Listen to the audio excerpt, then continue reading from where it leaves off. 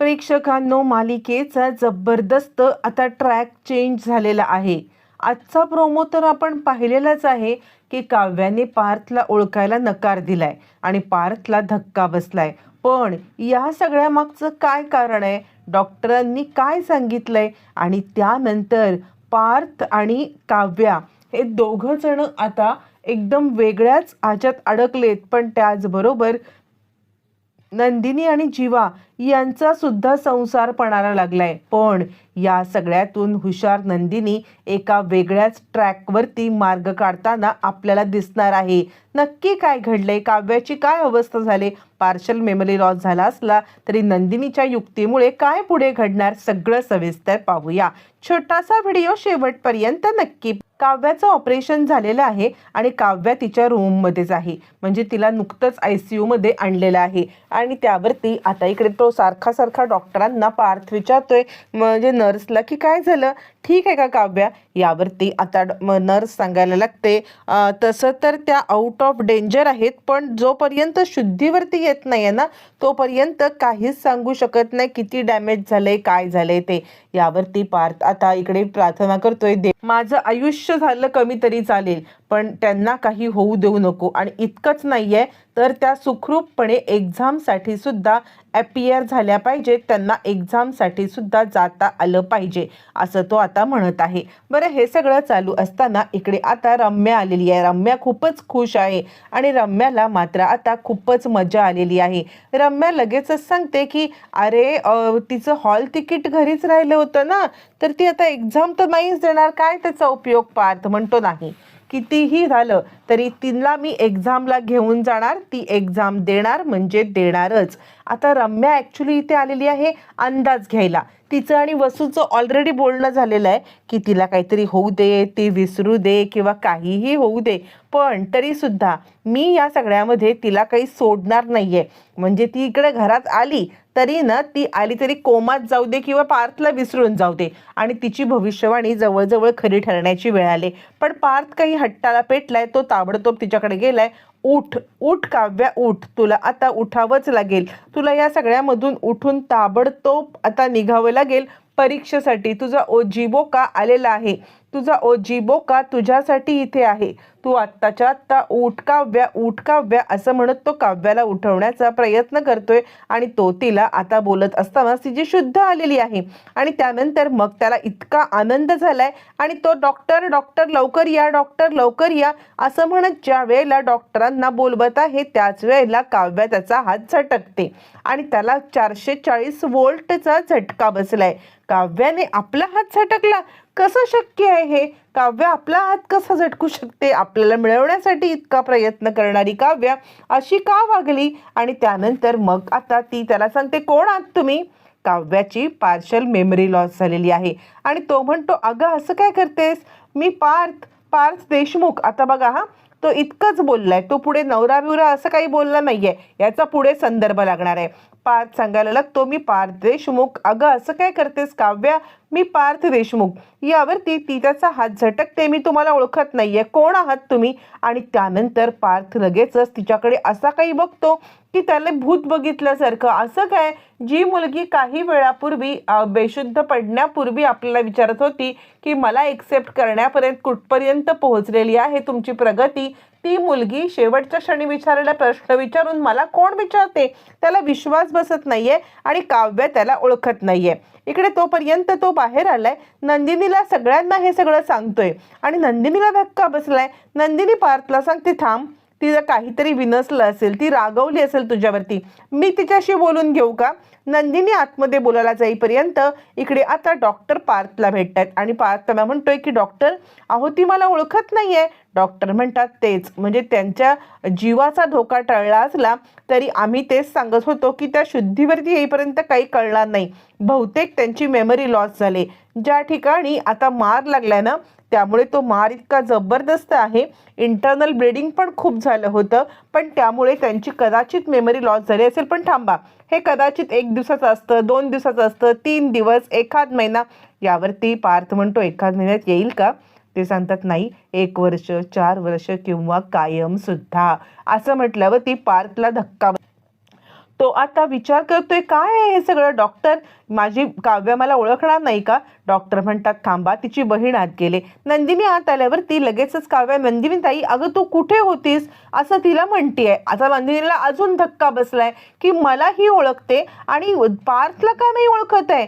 त्यावरती ती म्हणते आणि जीवा कुठे आहेत, जीवा कुठे आहेत, तिला काही कळायलाच मार्ग नाहीये. आणि त्यानंतर नंदिनी टोटली हादरलेली आहे. बरं, हे सगळं होत असताना तोपर्यंत डॉक्टर, नंदिनी बाहेर येऊन डॉक्टरांना आता सांगते की तिने मला ओळखले. डॉक्टर म्हणतात थांबा, काहीतरी गडबड असू शकते.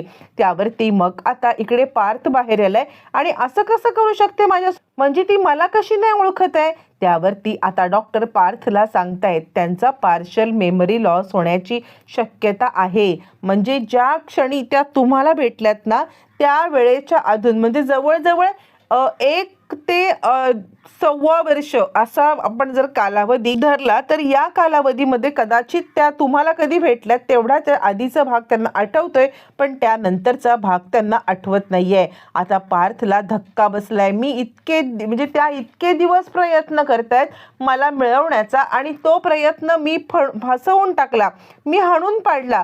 पण आज मी त्यांना मिळवण्याचा प्रयत्न करतोय. नियती मला ही शिक्षा देते. नंदिनी सांगते थांबा पार्थ, घाबरू नका. काही झालं ना तरी सुद्धा प्रेम कधी प्रेमाला विसरत नाहीये. तुम्ही बिलकुल चिंता करू नका. मी बोलते तिच्याशी, मी बोलते. यावरती जीवा म्हणतो हो दादा, अरे तिला तू आठवणार नाही असं होणार नाही. कदाचित ती तुलावरती रागावली असेल, कदाचित ती नाटक करत असेल. मी बोलू का? मला ती सांगेल की नाटक करत असेल तर कदाचित तुम्हाला दोघांना सांगणार नाही, कारण तुमच्या दोघांवरती ती रागवलेली आहे ना, आणि त्यामुळे ती तुम्हाला दोघांना काहीच बोलणार नाही आहे. मी विचारून घेतो ना. पार्थ म्हणतो विचार, लवकर विचार, आणि नाटक असेल ना तर चांगलं होईल. मी हे नाटक पण सहन करायला तयार आहे, पण त्या मला विसरल्या हे सहन करायला तयार नाही आहे. मी अजिबात त्यांच्याशिवाय जगू शकत नाही आहे. नंदिनी म्हणते पार्थ सावरा स्वतःला, सावरा स्वतःला, असं काही होणार नाही. पार्थ म्हणतो डॉक्टर म्हटले की मागच्या साईडला मार लागल्या कारणाने कदाचित मेमरी लॉस होऊ शकते. 1 दिवसात येईल, 2 दिवसात येईल, 1 महिना किंवा कदाचित कायम. पण मलाच कशी काय ती विसरली. यावरती आता इकडे नंदिनी म्हणते जीवा तुम्ही जा, तिला आहे नाटक करायची सवय. तुम्ही तिला इतके दिवस छळलत ना, तर आता तिची वेळ असेल, ती तुम्हाला छळत असेल, बघू तरी या. असं म्हटल्यावर ती नंदिनी जीवाला आतमध्ये पाठवते आणि ती बाहेरून तिथे आता उभं राहून सगळं पाहायला लागते दाराच्या बाहेर. आणि जीवा आत गेलाय. जीवा आत गेल्यावर ती आता काव्या थोडीशी प्रश्नार्थक नजरेने जीवाकडे पाहते आणि जीवाकडे पाहिल्यावरती मग मात्र आता लगेचच ती त्याच्याकडे एकदम वेगळ्याच पद्धतीने रिॲक्ट होते. तोपर्यंत डॉक्टर आलेत आणि डॉक्टर म्हणतात मी काही मेडिसिन वगैरे लिहून देते तुम्हाला. हे बघा, आपण त्यांना ना, म्हणजे आता बघा त्यांना जितकं आठवतंय ना तेच खरं आहे हे आपल्याला सांगायला पाहिजे त्यांना. तुम्हाला समजतंय? म्हणजे जे त्यांना आठवतंय त्या कालखंडासाठी त्या स्टॉप झाल्या असतील तर तिथूनच त्यांचं कालखंड सुरू झाला पाहिजे किंवा तिथूनच त्यांचं लाईफ पुढे सुरू झालं पाहिजे. जर तुम्ही त्यांना आठवण्याचा प्रयत्न केला तर त्या अजून शेलमध्ये जातील आणि कोमात जाण्याची शक्यता आहे. आता मात्र पार्थ म्हणतो नाही, असं काही होणार नाही, त्या कदाचित नाटक करत असतील. तोपर्यंत इकडे जीवा आल्यावरती जीवा तिला हाक मारतो काव्या. यावरती काव्याने ज्या वेळेला जीवाला पाहिलंय आणि त्या वेळेला मग मात्र ती आता लगेचच त्याच्याकडे पाहते प्रश्नार्थक नजरेने. जीवा विचार करतो ही मला पण ओळखत नाहीये का? आणि तो म्हणतो तू नाटक करतेस ना? आणि ती म्हणते तू इथे काय करतोयस, तू इथे काय करतोयस? जीवा म्हणतो काय करतोयस म्हणजे तुझा अपघात झालाय ना? यावरती ती म्हणते इथे तुला कोणी पाहिलं तर, इथे कोणी पाहिलं तर तुला. म्हणजे ती त्या फेजमध्ये गेलेली आहे ज्या वेळेला ती जीवावरती प्रेम करायची आणि घरात तिने जीवाबद्दल कोणाला सांगितलेलंच नाहीये. आणि त्यानंतर जीवा जायला निघालाय तिकडून तर ती थांबवते. रागावलंस का तू माझ्यावरती रागावून निघून चाललायस का? असं करू नकोस. मी फक्त यासाठी बोलले की जर तुला इथे कोणी पाहिलं तर उगाचच खूप मोठी गडबड होईल, म्हणून मी तुला बोलले. रागावून जाऊ नको, मला तुझी गरज आहे जीवा, मला तुझी गरज आहे. आता जीवाला खूप मोठा धक्का बसलाय. म्हणजे तो म्हणतोय तू नाटक करतेस का? तू सगळं विसरल्याचं नाटक करतेस का? ती म्हणते कुठे मी काय विसरले? मी तर तुला ओळखतीये ना, मी कसं कोणाला विसरेन? आणि तुला तर मी कधीच विसरू शकणार नाहीये, तू माझा जीवा आहेस. आणि ती मिठी मारते. प्रेक्षकांनो नंदिनी बाहेरून पाहते. नंदिनीला 440 वोल्टचा झटका बसलाय.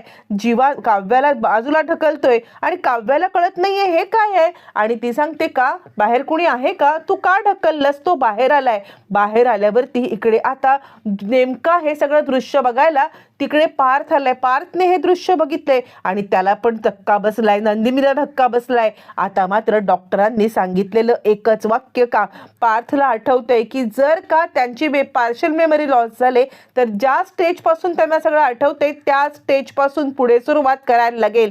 जर तुम्ही त्यांना आठवण्याचा प्रयत्न केलात तर त्या शेलमध्ये किंवा कोमात जातील. त्यानंतर हे सगळं तो जीवाला समजावून सांगतो आणि जीवाला सांगतो तिथूनच सुरुवात करायला लागेल जिथून त्या विसरल्यात. जीवा म्हणतो, दादा हे मला शक्य नाहीये, मी हे नाही करू शकत आहे, मी नंदिनीच्या प्रेमात आहे, तू तिच्या प्रेमात आहेस, ती तुझ्या प्रेमात आहे. यावरती तो म्हणतो, मनावरती दगड ठेवून हे करावं लागेल जीवा, लागेल. आदेश समज माझा. जर का या सगळ्यामधून इथून सुरुवात नाही केली तर काव्या आपल्याला कायमची कोमात निघून जाईल, कायमची सोडून जाईल. तिच्या जीवासाठी मी माझ्या मनावरती दगड ठेवायला तयार आहे आणि मला माझ्या प्रेमावरती विश्वास आहे की ती कधीतरी मला स्वीकारेल किंवा माझा तिला आठवण येईल. हा बोका तिला आठवेल आणि तोपर्यंत मी वाट पाहीन. मी तुझ्यासमोर हात जोडतोय जीवा, मी हात जोडतोय, तू हे सगळं कर. आता जीवा खूपच हादरलाय. तो नंदिनीकडे पाहतोय आणि पार्थ नंदिनीला हात जोडून विनंती करतोय, नंदिनी तू जीवाला सांग, तू जीवाला सांग हे सगळं करण्यासाठी. नंदिनी जीवाकडे पाहते आणि जीवा तिच्या आयुष्याचा प्रश्न आहे. मी तुम्हाला खरंच रिक्वेस्ट करते, तुम्ही तुमचं आयुष्य त्या क्षणापासून सुरू करा. सगळ्यांनी आपण या क्षणासाठी बदलूया. आता हे सगळं चालू असतं इकडे रम्या आणि वसूला ही गोष्ट कळली. रम्या सांगते, देवाने तर आपलं ऐकलेलं आहे. वसू सांगते, हे बघ आत्ता आपण एक गोष्ट करायची, ती म्हणजे ह्या चौघांना वेगळं करण्यासाठी घाला घालायचा. हीच ती संधी आहे आणि या संधीचा फायदा करून घ्यायचा. यांचं सगळं फावलंय पण तिकडे चौघांचं आयुष्य गडबड. मग आता डॉक्टरांनी सांगितल्याप्रमाणे जीवा आत गेलाय आणि काव्याने त्याला मिठी मारले आणि जीवा तू रागवू नकोस रे, तू रागवलंस तर माझं सगळं जग संपेल, मी पुन्हा कोमात जाईन असं म्हणत ती आता जीवाला मिठी मारते. प्रेक्षकांनो, आपल्या प्रेमाला दुसरं कोणाच्या तरी मिठीत बघताना पार्थ नंदिनीला जो त्रास होणार आहे त्या त्रासातून त्यांची कशी सुटका होणार आणि काव्याला सगळं कसं आठवणार जाणून घ्यायचं असेल तर चॅनलला सबस्क्राईब करा लवकरच. ते सुद्धा व्हिडिओ चॅनलवरती येणारच आहेत.